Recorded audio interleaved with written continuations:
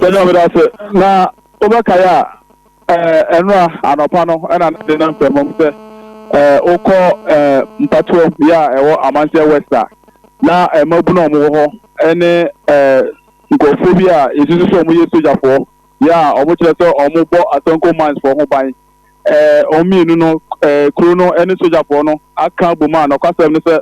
nkabom na nkabom no na enye nkabom papa na mom na ye osho boso nkabom ena na ekoso ewo ho ema enam so kra ma assembly member bi efamu eto a yanom ewo nsedo enra na de tie ne se na nunu ne ena according to residents a omo won Mpatuam no omo kire se owura ba ku bi a ye fe na ajagbonsu ya ote Mpatuam omo nim so ye Mpatuam ni a ho na ti djuma omo kire se na nunu ne no owura no ekọ site bi ekọ ye adwuma and omo guso a omo ye adwuma no ne afoforo bi omo kọ ye no omo guso omo ye adwuma no ena omo hu se sa engofo ya omo zizo omo ye soja fo omo ye adwuma ema asenko mines fo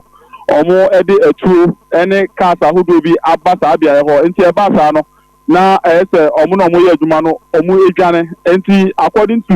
eyewitnesses na so omo a na omo ho bi a omo kire se omo no ewu anu na edwane ye no omo kire se omo bafie asa bese enu achi no enti enu anopa na omo hwehwe ewu anu okromu anu omo hu no enti ema omo ko bo okromu fo mpan ifa ma ne se omo ne ajagbonsu ekọ site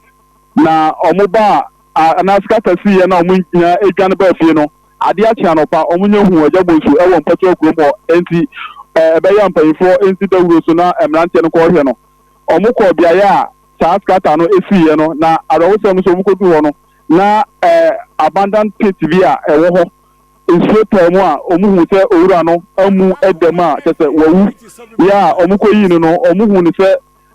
ni tiri ho ene nanim se de emoja bi esi free ho ni ade no na omo suspect se eyetuo ena nipa bonfo bi ede ebo no na kasa ni nyam no omo tintin omo nsa na se sa soja fo na omo ba sa bia ye ho na ema amanfo ni dwane ye no ena na omo tin omo nsa wo mo so because omo hu emoja no ne hawa owura no ofa so ewu ye na omo sise sa nkofo no ena ebo ni tuo enti e ba sa no ena mabunu na omo ewo Mpatuam ho no omo tam amu no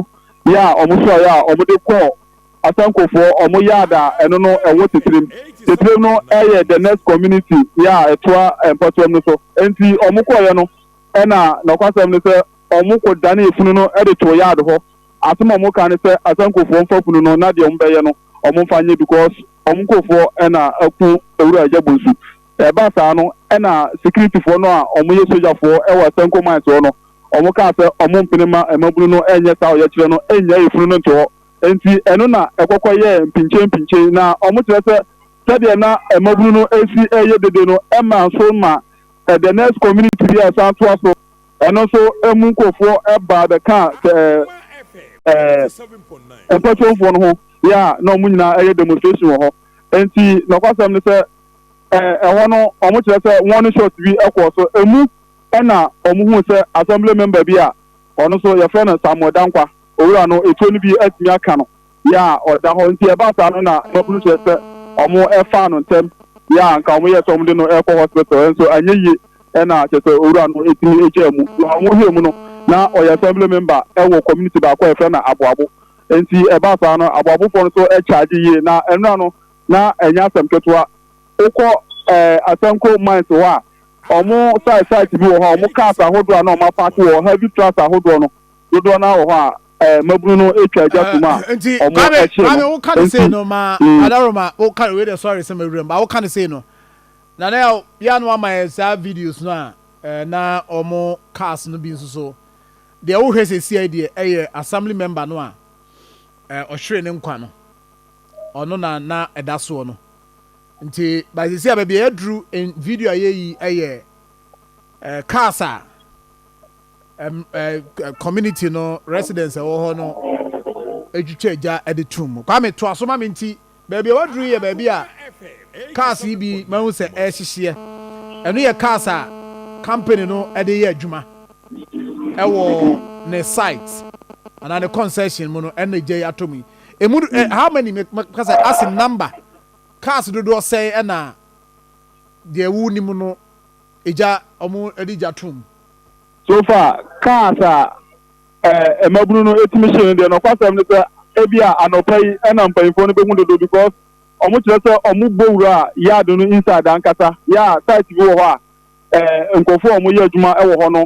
omo sisa omo niam bi and cars bi etisi so omo e de eja tutu mu nti anopai na ebia mpanyimfo behu cars dodo a omo timi ahye no na mienu na esi main road no no omo kire say na cars ni twam ena kire say omo gina cars na omo twitwa eja. Okay, not say within the site. Na your cars and nam kwan so ko site ho. And almost stop no mu twa. Cars na e ko site ho na omuti ahihie bi no na omuti say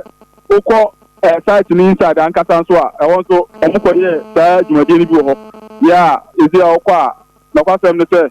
edo enu anwumre na ye firi ho no na asumdwe e wo community no kakra de. Na so no de emabunu no e kan say ade na security for no mo asanko mine omo timi aye na omo atimi akum assembly member ya ofri aboabo no na kwasem ne say omo nya ma ne nka eye den ya omo so omo take revenge ewo no na omo tire say nya we ne ade edikan because omo ta de yo omo kunkum amanfo ewo ho ya e ka me say mabunu no omo nka he emfa nche security for na mum we ni de omo ne say omo atrashie. Wow. Wow. Enti wo at the time I will free or na soldier for no da so ho ana no mo. Soldier for no de omo eka omo tight wo e ma abru no mom e na mpanyifo no e ma omu nyina e ba fie nti at the time ani e free ho 6 PM no na soldier ni bia eni around ho na omu nyina ekọ site wa omo ebo omo ban. And na for no so community no so almost retreat na oma sign back to omo efie. And for more various communities na omo youth eba ho be ye dede no omo nyina ekọ site ho ekọ yi emaburu ni nyina ema omo sign ba fie. Wow. Na Kwame, before so be free on na uko na assembly member no body no na omo de call hospital, right? Omo say Francis na omo de no ba ye na omo na ko omo ba no na assembly member no because omo fa ni moto so and o here sa bia e ho no tu Francis a e kwa no wa na e kwa no so nsanye enti emoja na enyunu no na wantimi answer no biwa ofa mo eto ya no wonse. I see.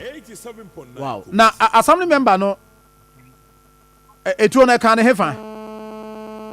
Omo chere say etu no ebi kan ti na le kokoso sa. Asa topete ye na ekokan no. Na according to omo na omo jira ho no a omo ne yakasa na omo chere say omo hu ni say soldier ni no tutu no o share that target assembly member no because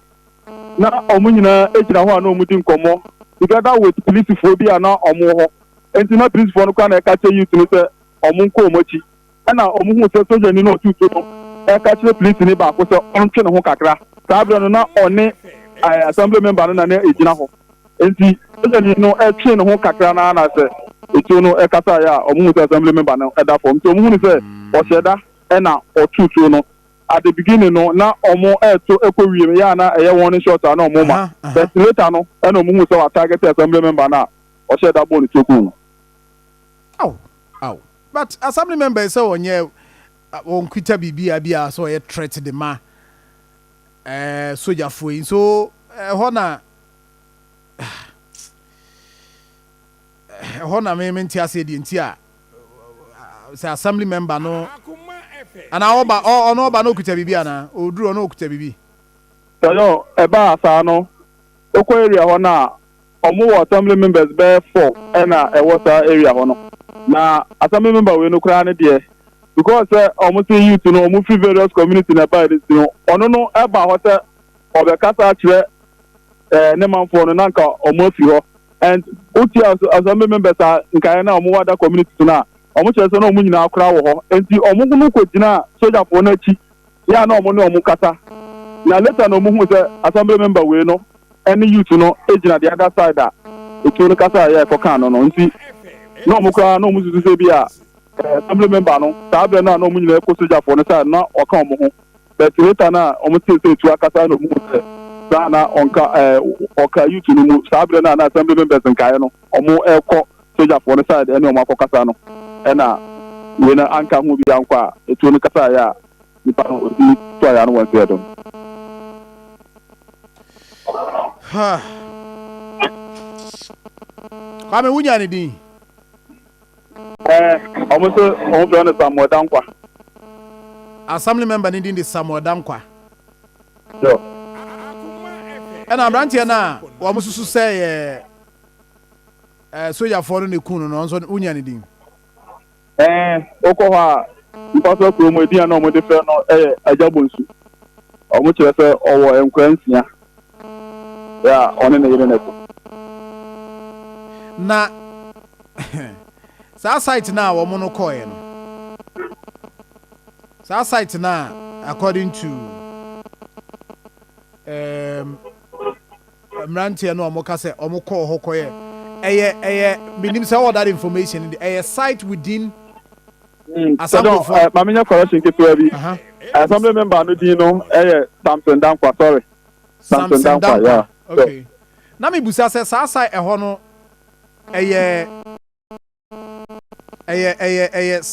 concession ni mu no mo call ya na say the ten say community for no say sa ke ho na okoji ni wu no kane want gold mines omo na ye adwuma wo ho na omo ye adwuma na fi site ho enti ho na community members no omo ekosa abia ho na beye bosumi mu ho na atanko mines kire se ho eka omasase omoye esoduma area ho enti ema community member bia ema ho enti ho na soja for no omo abasa abia ho na enu achi no na